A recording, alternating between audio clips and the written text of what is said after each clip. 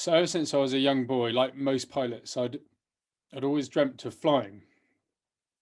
I didn't know why, and there was no history of it in the family, but I'd always just been fascinated by it. And I spent most of my misspent youth flying kites, rockets, planes.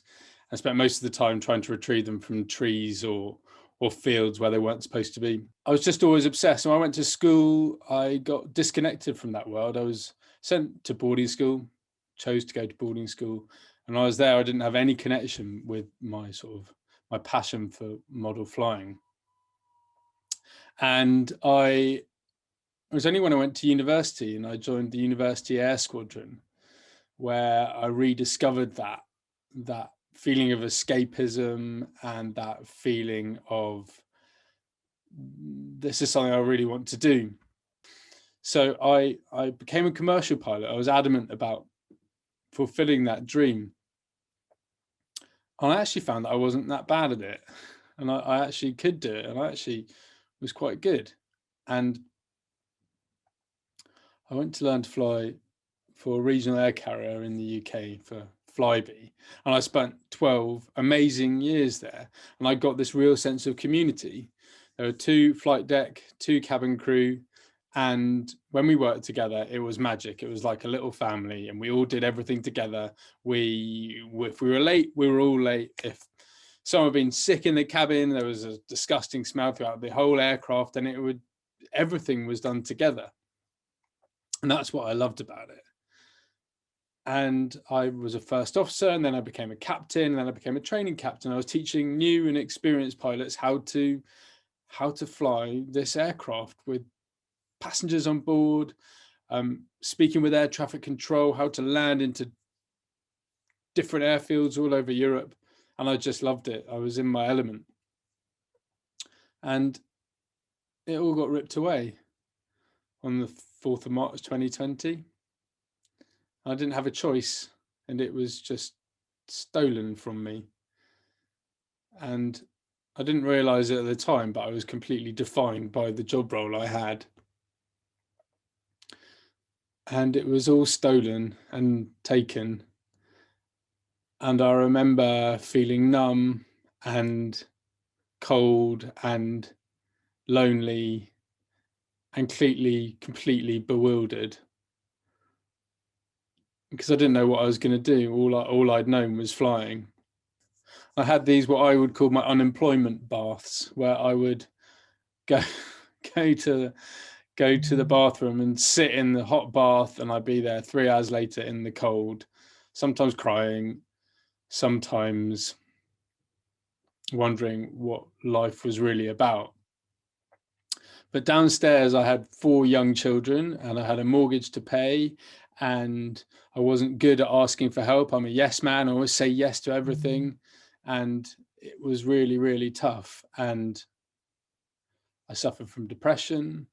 I had anxiety about what the future was going to hold and what on earth I was going to do.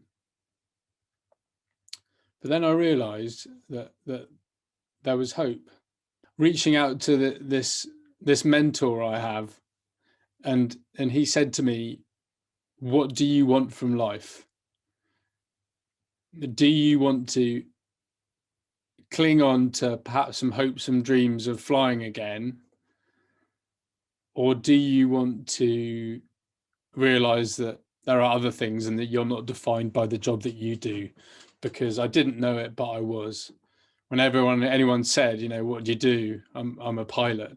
And you see them go, wow, you're a pilot. But to me, I'd normalized that magic.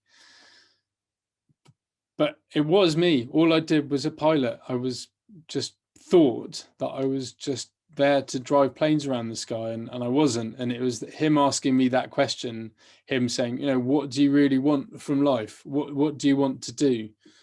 And I just wanted to be able to enjoy it again. And that's what took me out of that dark place, I think. Life's crap, but it can be all right. And it's just by taking those little steps. As my dad always says, just put one foot in front of the other. And that's all I did, just little steps. And I wrote myself a letter. I wrote myself a letter to be opened in a year's time saying, here I am now at what I thought was pretty much rock bottom, with minimal financial support and the industry falling apart. And I thought, what am I going to do? And I wrote a letter to myself, and the letter, I'm going to open it in 6 or 7 months now, and it's personal to me about what I want to have achieved from life, not financial, but where I want to be and what I want to do. And I want to help people. And it was my supports around me that listened to the pain that I was going through and the pain that was really hurting me. And I thought, if I can teach other people to do that, then life's going to be all right. So I trained as a peer support volunteer, helping people in a very similar situation to me, but feeling like they got no one to turn to, feeling that the support that they needed was through a stranger, through a helpline. And sometimes that is the case. It's just what people need, is they just want to be listened to and heard. So I did that. And then I thought about the mental health spectrum and the work that I've been doing as an incident investigator.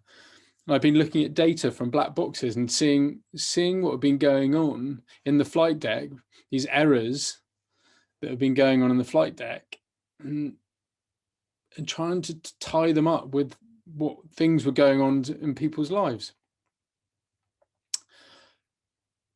And all the answer to that question is, how are you? How are you feeling? It's a really simple question.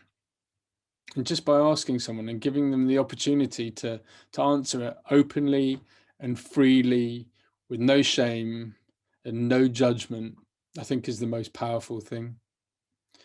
So I went and trained as a mental health first aid instructor, and I trained as a suicide prevention trainer, teaching these really, really important skills about how to have a conversation with emotion and with feeling. And it's the most empowering work that I think anyone can do. I want to be able to show people that there is always hope. Whenever you feel that there isn't, and there's nowhere to turn to, that there's always hope. So if I was going to write a letter to myself again, I would say that I had wanted to get this training out to as many people as I can, whatever lives they, whichever journeys their lives have taken, that people understand that mental health really is part of us all. We don't have just physical health, we have our mental health as well. And it is so important that we look after it, because it's part of us. And we can't look after other people unless we can look after ourselves. I think that what's going on currently with promotion of mental health, and especially suicide, I think it has given society the kickstart it's always needed to get people talking about it. And that is all my mission is, just to let people know that it's all right to talk about it. And I really, really hope, and I think legislation is changing about mental health in the workplace, but I think it's really important that people understand that we need to look after our mental health as well as our physical health, that they are intrinsically intertwined, and people's mental health needs to gain the respect that it deserves. And I think that at the moment, society is slowly waking up to it. It's taken far too long.